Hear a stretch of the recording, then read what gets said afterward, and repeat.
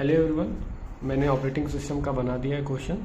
ठीक है, important question है, इनमें से ही क्वेश्चन होगा। या टोटल मैंने 20 क्वेश्चन बना दिए हैं। ठीक है, इनमें से आएगा ये। अगर तुमने क्वेश्चन पढ़ लिए, समझ लिए, कर लिए तो तुम्हारा आराम से 70 से 75% आ जाएगा इस सब्जेक्ट का, बता रहा हूँ मैं। बाकी का भी मैंने बताया, टिप्स एंड ट्रिक भी बाकी के वीडियो में बताया है। तो सब सब्जेक्ट का जो मैं बता रहा हूँ बहुत इंपॉर्टेंट है। और मेरे को फीडबैक भी मिला है तुम लोग से कि अच्छा स्कोर करा है तुम लोग ने एग्ज़ाम में। तो चलो बढ़िया है, मुझे क्या, अच्छा स्कोर करोगे तो उसको दुआ दे दोगे कम से कम। ठीक है, तो मैं बता देता हूँ क्वेश्चन क्या है, नहीं है समझ लो, पूरा वीडियो देख लो। 7-8 मिनट का तो होगा ही वीडियो, पूरा देख लो, समझ लो। फिर उसके बाद उसका आंसर मिल जाएगा, वो भी मिल जाएगा। कहाँ से कमेंट में पूछते हो आप लोग आंसर कहाँ है, तो आंसर तो मैं बता देता हूँ कहाँ पे, नोट्स दे देता हूँ, इसी के लिए कि आंसर उसमें से देख लो आप। ठीक है, वरना मेरे लिए लेंदी हो जाएगा ना बनाने के लिए, बनाना है मेरे लिए क्वेश्चन भी फिर आंसर भी।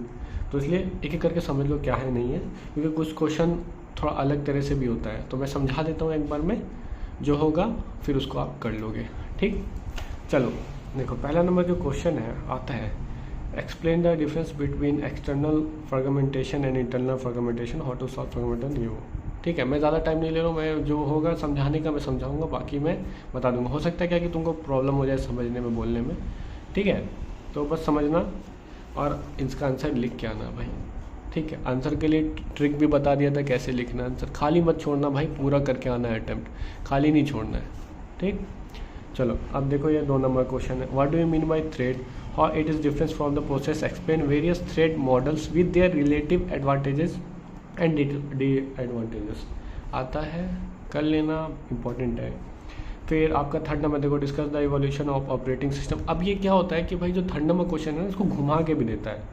ठीक है, ऑपरेटिंग सिस्टम का तुम्हारा ये भी आ सकता है, देखो और मैंने भी कहाँ पे बनाया होगा। ठीक है, हाँ, राइट डाउन द देखो different types of operating system. ठीक है, फिर explain the services provided by operating system. अगर ये कर लोगे ना तो मतलब मिला के भी लिख सकते हो आंसर, तीनों का जो आंसर होगा ना वो मिला मिला रहेगा। तो एक क्वेश्चन से तुम 3 क्वेश्चन का कर सकते हो, मतलब एक तीर से 2 निशाना नहीं 3 निशाना, ऐसा हो सकता है।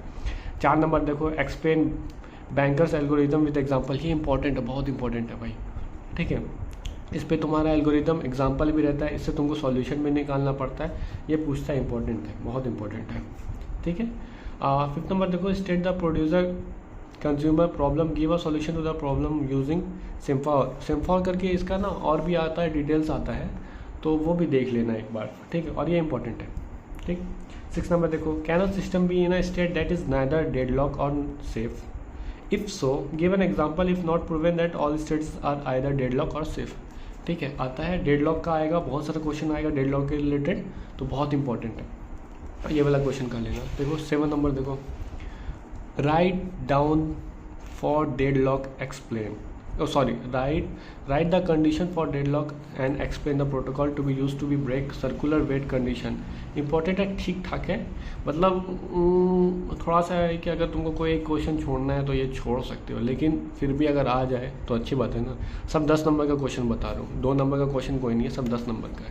ठीक है, और इससे क्या होगा कि तुम्हारा जो 2 नंबर का भी होगा ना वो भी सॉल्व हो जाएगा, तो देख लो। Explain thrashing and its solution, thrashing से और भी आता है क्वेश्चन, तो मैंने वो आगे तुमको आगे कर दिया है, तो वो देख लेना, आगे भी एक क्वेश्चन दिया है मैंने थ्रैशिंग का। Explain dining philosopher problem with its suitable solution, easy है, हो जाएगा। 10 नंबर देखो, discuss the difference between a time sharing system and real time system. 7 number 10 number आता है, लेकिन उतना इंपॉर्टेंट नहीं है बाकियों के कंपैरिजन में, तो कर लेना। ठीक है, मैं तो बोलूँगा कि जो मैं क्वेश्चन दे रहा हूँ ना ये पूरा कर लेना भाई। ठीक है, तो तुम्हारा अच्छा मार्क्स भी होगा, इजीली पास हो गए, और कोई दिक्कत नहीं भाई, बीटेक में और क्या चाहिए, अच्छे नंबर से पास हो। 10 नंबर बहुत इंपॉर्टेंट है, आएगा ही आएगा। ठीक है, कंसीडर फ्लोइंग प्रोसेस, इसमें प्रोसेस, अराइवल टाइम, बस टाइम, प्रायोरिटी, ये रहेगा, 3 रहेगा टोटल, या 4 भी रह सकता है। तो उसका तुमको क्या करना है, उसका ड्रॉ ग्रैंड चार्ट करना, find the average waiting time and average turn out time.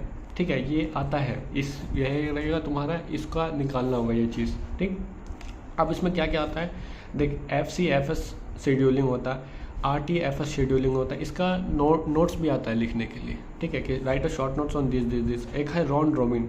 ठीक है, बहुत इंपॉर्टेंट है राउंड रोबिन, बहुत इंपॉर्टेंट है, तो ये वाला आएगा ही आएगा।